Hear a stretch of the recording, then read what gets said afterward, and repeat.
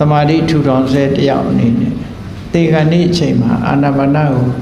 ရှုပွားနေခြင်းဖြင့်ပြုခဲ့မှုသောဒါနသီလကုသိုလ်ကောင်းမှုစုစုကိုအာရုံပြုခြင်းသည်မြည်သည်ကပို၍အကျိုးများသင့်လျော်ပါသည်ဆိုတာထွက်လေဝင်လေမှတ်နေတာစိတ်တည်ငြိမ်မှုအတွက်သာဖြစ်တယ်ပေါ့ထွက်လေဝင်လေမှတ်နေတာ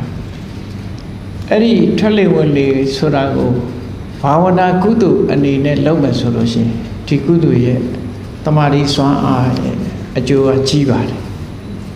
အဲ့ဒီလိုမဟုတ်ဘဲနဲ့ယောဂကိုမေ့ယုံနေပဲတမန်အဖြစ်တတိစိုက်ထားယုံနေဆိုတာတမာတိလည်းမဖြစ်ဘူးဒီထွက်လေဝင်လေလေးကိုမှတ်ယုံမဲ့မှတ်နေတယ်ဆိုလို့ရှိရင်တော့သူကအားပြော့မှာပေါ့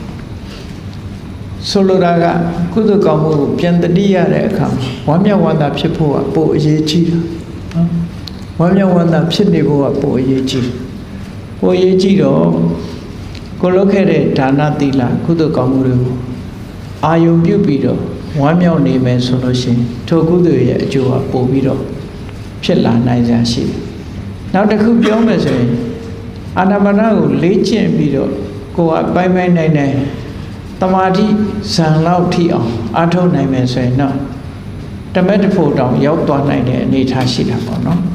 အဲ့ဒါလောက်ထိအောင်တမာတိကိုကိုယ်မှထူထောင်ထားနိုင်မယ်ဆိုရင်သူကပို့အကျိုးရှိမယ်လို့ပြောအောင်ပါဇံအဆင့်ထိအောင်သူကရောက်သွားနိုင်အကယ်၍မရောက်ဘူးဆိုရင်တော့သူ့ရဲ့အကျိုးကကောင်းအတုတိတမန်လောက်ပဲရောက်မှာပေါ့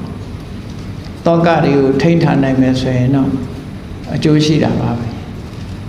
သို့တော့တေခါနေ့မှာကိုယ်ကုသိုလ်ကောင်းမှုတွေကိုအာရုံပြုပြီးတော့